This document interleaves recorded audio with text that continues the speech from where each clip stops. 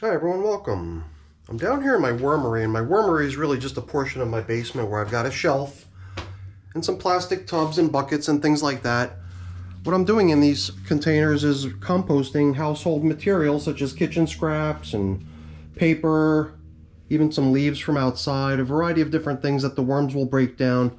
What they leave behind is this really nice stuff that's awesome for the garden, the vermicompost or worm castings.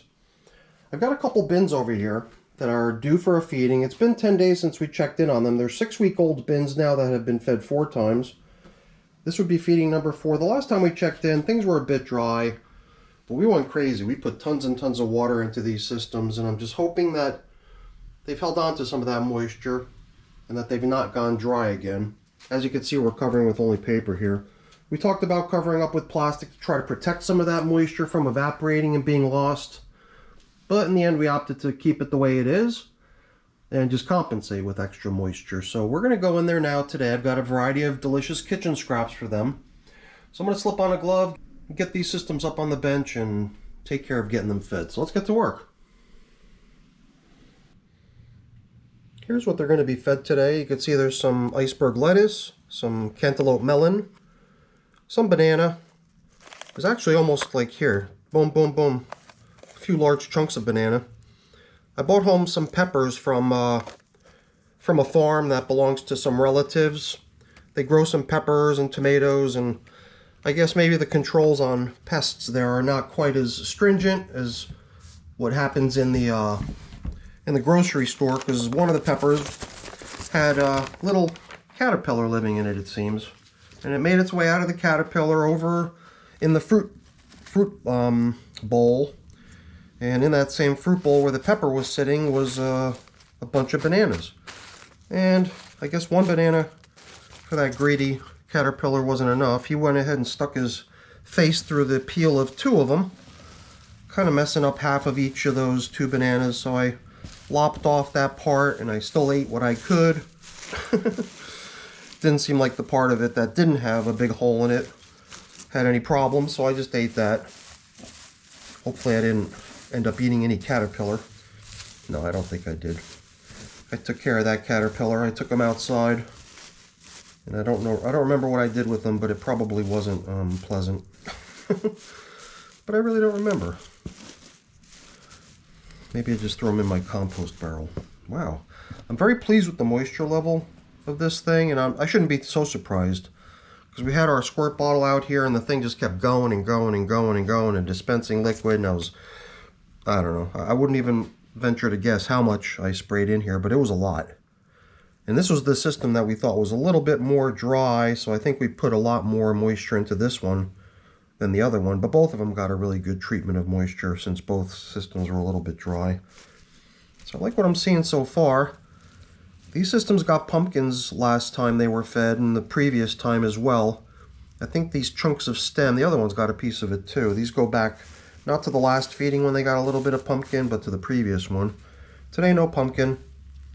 Although out in my refrigerator, my garage refrigerator, I think I've still got more pumpkin. I've been making an effort to start bringing in some of my pumpkin stash so that we can get the worms fed with the stuff rather than just me hoarding it. We're already now into the first day of autumn. Here in the Northern Hemisphere, it's now mid to late September. Yesterday was the first day of autumn. But now the weather's going to start getting cool. There was a hurricane south of here a few days ago. Caused a lot of distress for the islanders down in the Caribbean, and now the blowover of that has come north. I'm in New Jersey, so there's already rain, and tomorrow is going to be a fairly chilly day with a lot of breeze. So all I'm doing now is I'm just kind of picking through to check out the leftovers. I don't think any of the pumpkin they got last time, I believe there was strawberry. Number of really yummy things that they were given last time. Stuff that I wouldn't really expect after 10 days to see many leftovers of. I mean, if they got corn, the corn takes time. And I don't remember how far back the corn goes, but it seems like they're doing a nice job on it. They're all over it. Alright, I'm always very curious to see how the leftovers are coming along. Sort of curious that in the past I've even started Well, there was one bin where we did that. You know, I don't do this regularly, but there was one bin where we tracked every feeding, what it was, where it was positioned, what day it was put in, how old it was. We were tracking the age of each one. So each time we checked in, we could say, you know, hey, these corn cobs are now 44 days old, you know, whatever the case may be. So that was really interesting. That was a really interesting experiment. And it wasn't even so much an experiment as just, you know, taking the time to document what was going on. Otherwise, they were pretty routine feedings. Feedings where we were just alternating the feeding locations so that we would be able to leave the feeding relatively untouched so that it can remain, you know, only that food for quite a number of feedings until you got back to that same location.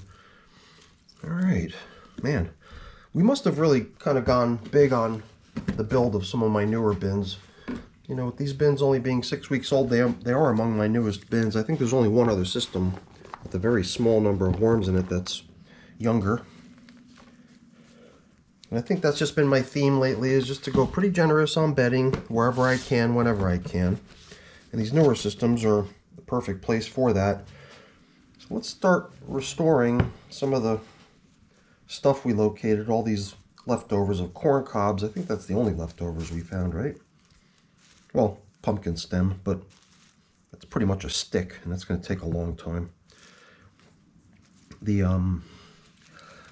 that bin that I mentioned earlier, the one that we had actually tracked stuff in, I've still got the stem from that thing. And if I wanted to, I could actually go back there and figure out what the age of that stem is now. And then go fish out the bin where it's still continuing to break down. So, you know what? I can't help myself. I just want to put a little bit of additional bedding down. Not that it's making any real difference, it's just in my head, I guess. Separating the old foods from the new foods.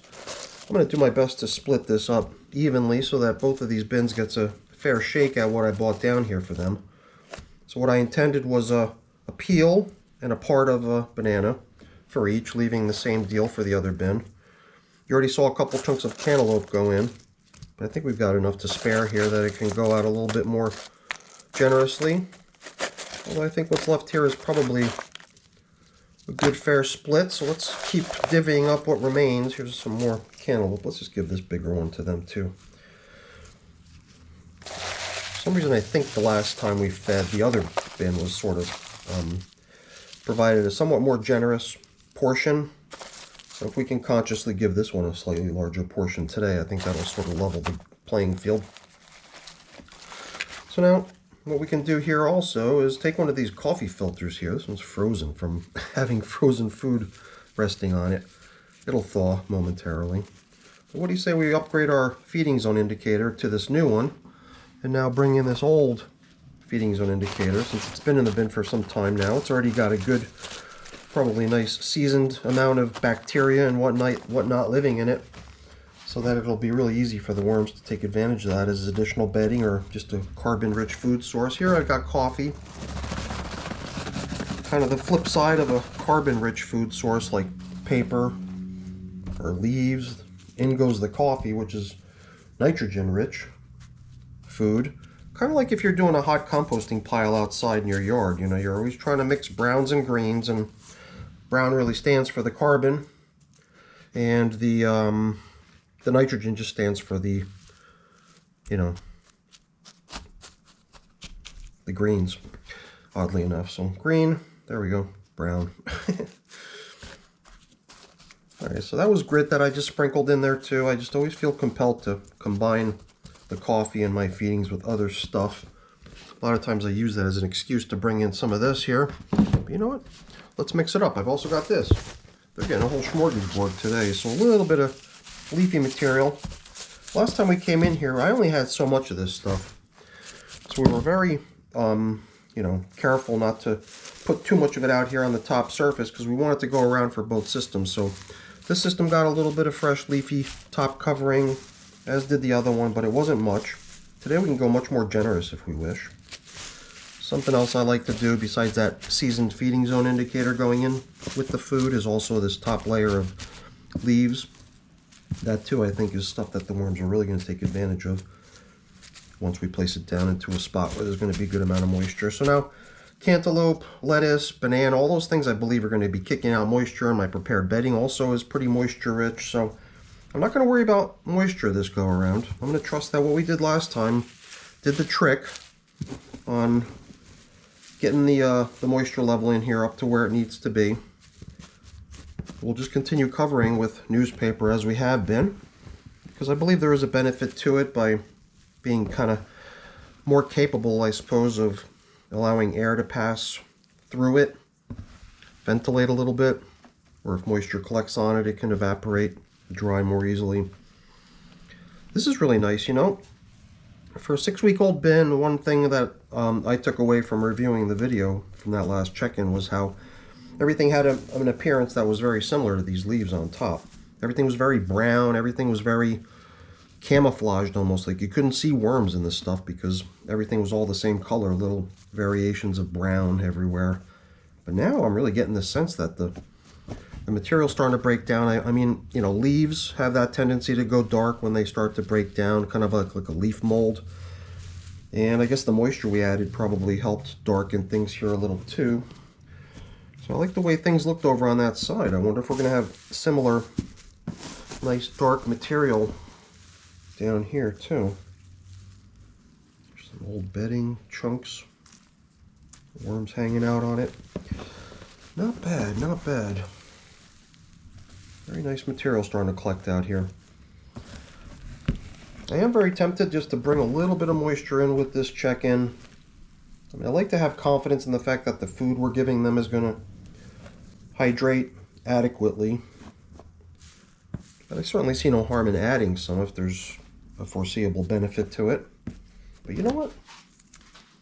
I've got this stuff here. It's something I've been re-implementing. It's something I adopted the use of a few months ago when I was having a flying insect problem. It's really just water, but what's in it is that mosquito dunks stuff. It's like I've got a pond in my yard, and to prevent mosquitoes from making a home there and laying their eggs there and rearing their young there, you put the mosquito dunks in there, and it's a sort of bacteria that prevents the mosquito larvae from being able to develop to a mature stage and transform into a mosquito. And luckily it works pretty good on those little pesky flying insects you find in your worm bins too. Or at least, you know, the ones that I find in my worm bins. I don't know. I suppose in different regions of the world people find different types of creatures in their systems, but it just so happened that in my case the mosquito dunks was very useful for controlling the gnats or the fruit flies or the whatever they were. I don't know what they were. And when the stuff ran out last time after I first started using it, I did notice a return, especially in those new systems where I was not really applying it anymore since I had run out. So that's the reason I whipped up another batch. I'm trying to make it practice now to include it in all my systems as a preventative measure at this point. Like last time, I'm also bringing in yet another item. I've got so many things here, right? I'm going to have to count how many different things we put in here already. So this is worm chow. We're going to do the same thing we did last time. The worm chow simply went right in on top of the leaf top covering. I'm not sure if this is the same. I can't remember when I whipped up this most recent batch. This stuff is super fine. It's almost all got the consistency of flour. In the past, I wouldn't go so crazy trying to grind everything up, so you'd see splinters and chunks and little fragments of the stuff that my worm chow's created from. But on this go around, I went a little bit longer in the blender to try to pulverize the material down a little bit finer, and it worked out quite nicely, and I think the worms will appreciate everything that they're getting in the form of worm chow, all to be bite-sized and edible stuff immediately, not needing to soften up or break down before they can eat it. And that's really what I was after. I think it worked out quite nicely. Hopefully this BTI is going to prevent flying insects. I didn't see any, so I feel pretty safe in here. But yeah, some of my systems did seem like they were starting to get a little occupation of flying insects. So in goes the BTI. All right, we're on to bin number 2. Okay, here we've got bin number 2. It's a slightly smaller sized container. I don't notice the difference necessarily in the size difference. Oops, sorry. The only difference is a little bit wider than the larger container. I do attempt to run these systems as almost identical if possible. I mean, they were both launched with what was thought to be the same number of worms, and both bins were set up identically and have been getting fed identically to the best of my ability. Here too, I'm really pleased to see what appears to be nice moisture. You know, you can't get startled by seeing the dry stuff out on the surface, especially when you're covering with paper only. It's just to be expected that the top surface is going to be a little bit drier, perhaps a little bit less active as far as worm composting. But I kind of like the way it simulates the real world, you know. If the worms really want to get out into the dry, they can do it here, you know, sort of like in the real world. If they want to climb out onto the surface and catch a breath of fresh air. So let's see, we're going to probably find a very similar suite of leftovers in here. We're going to find, I don't know how many corn cobs, and theoretically a large chunk of pumpkin stem. And you're going to notice that some of these pumpkin bits are very small, almost like little discs. Because I had taken the corn cob and I hacked it into little pieces. For some reason it seemed like it took a long time. I don't know, maybe I was just using a knife that wasn't so sharp or something. But it did seem like it was a pain in the neck. I almost thought to myself like I would want to grab my circular saw or something and just cut the next batch of these up using something like a power tool. But I just opted to forget it, and I just have been using these as is. Yeah, if you're like me, you know, you like to snap the entire cob in half so that it fits more easily into a smaller pot rather than having to break out a huge pot when you're preparing corn. And I know a lot of different people prepare corn in different ways. Where I'm at, we typically just throw it into some boiling water for 10 or 15 minutes. Unless you're trying to do it on the barbecue, cook it outside on the grill, in which case sometimes you just leave it right there in the husk. Maybe douse it with water to produce a little steam on the grill and cook it that way. That's always kind of cool too. Alright. So far I'm really liking things here. The leftovers are normal. The moisture level is seeming to be just right. There's not a mob scene in here, but you know, all that pumpkin and strawberry from last time, I bet you that stuff was gone within a few days. So I would imagine that from the worm's perspective, the feeding area is not much different from the rest of the bin, maybe with the exception of the corn cob bits remaining. Okay. Like I said, a slightly larger container. And it could possibly also be that I'm just relative to the container further along in terms of reaching capacity. It's like I would assume that both of the systems are kind of maybe at 50%, whatever that is, relative to the capacity of each container. Although here, it almost seems like I'm beyond that slightly. So I'm going to have to whip up some more of my bedding soon. What is this? I don't know what this is. Oh boy. It's always a drag, right? When you find something in your worm bin that you know must have a number of little cousins floating around, since it's all stuff that came from your shredder. Kind of like another bin where I'm experimenting with trying to compost down some suspicious materials that have like this kind of weird translucent springy texture to them. Yeah, I don't know, maybe I shredded some envelopes on some the little window, the little plastic window. I don't know. Alright, trying to remember now. Bed of prepared bedding, the leftovers, an in-between layer of the prepared bedding, onto which we begin introducing the recycled stuff. Or perhaps at this point we came in with the kitchen scraps, I can't remember. But there was also the recycled feeding zone indicator. What is that, 5 different items already? Now, portion-wise, I guess if we do have a a slightly larger portion coming into this one, it's not a problem. That might be, proportionally speaking at least, maybe a little bit further along. But I think this one might even be beyond that again, by not only being in a larger container, but also just being further along in terms of how full the container is. I had a couple soiled napkins over here on the side that I intended to include in the feeding too, so why don't we drop one of them in. This other one's not so bad. I'm going to keep it around so I can wipe my hands down once in a while. So let's see, we already put the grid in. Did we count that? And you know, when we put this type of paper, that type of paper, whatever it is, you know, it's hard to treat that as 3 different types of bedding at this point. You know, all those paper bits that we put down in here all count as one ingredient as far as I'm concerned. Just, you know, generic bedding, basically. Paper. Although when I put the leaves in, I do treat that as a sort of different ingredient. And here too, kitchen scraps. Do we differentiate the coffee from the rest of the kitchen scraps? Might not be realistic to do so. I'm not sure if I added more grid here. I may have. That's fine. No one's keeping track. I just do find it appealing to know that I've been managing my systems very similar, if not identically, to each other. I guess because I feel like it might benefit me someday, should I feel the need to troubleshoot or compare things to one another, just to figure something out.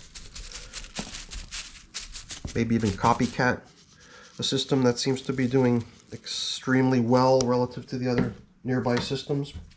So I'm pretty sure this moisture we're adding, which also brings with it the BTI bacteria, is probably the final ingredient.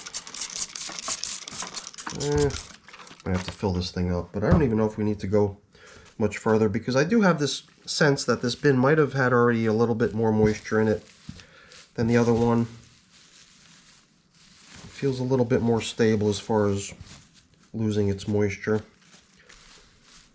I really like that look, you know. I guess I think that's mainly because they're probably breaking the leaves down. I would imagine that the leaves are probably something that the worms can really burn through pretty quickly if they want to.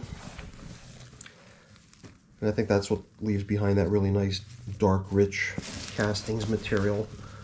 I think some people that run their bins maybe with paper only and stuff like that, only shredded paper and cardboard and whatever, report back that compared to running a bin with a wider variety of things, the paper-based bedding seems to come out looking a lot lighter, less dark and rich than this stuff. And it probably also, in some way, preserves a greater amount of nutrients or whatever, since paper is not bringing much to the table as far as nutrients are concerned. Moisture, what are we going to do? Am I going to just trust that we're going to be okay? It all feels pretty good. We already did give it a little bit of squirt, so we can at least say we put the BTI in here, even if it wasn't in the amount that we applied to the last system. I think we're going to trust that everything's pretty much where we want it to be at this point. And leave it at that. What do you think? What did I miss? Tried to go through that second bit a little bit quicker since we already had the benefit of what we had observed and learned from doing the first one. Not to mention the fact that I think this one might have already been a little bit better off too from a moisture perspective, but I do think that they're keeping pace with each other quite nicely. They seem to be in sync for the most part. But I do like to keep my eyes open, especially systems that are not protected with plastic, to keep the moisture in. Although now that we're 6 weeks in, maybe there's already enough casting material here that it's going to be able to a certain point at least, fend for itself as far as holding on to the existing moisture. All right, everyone, that's it for today's check-in with our now 42-day-old African nightcrawler systems, feeding number 5. And after 10 days, they did pretty good. I don't know. Maybe we'll have to be back in here again in another 7 or 10 days. We'll play it by ear. If we can't make it back in, at least we know all that bedding can double as food too, and they'll be fine even if we had to go a month without checking in on them. I'm sure they'd be just fine. All right, everyone, that's it for today's video. Hopefully you enjoyed it. If you did, as always, please don't forget to leave me a quick thumbs up before you go. That's always very much appreciated. And if you haven't done so already, please also consider subscribing to the channel. That's very much appreciated as well. All right, everyone, have a great day. Bye now.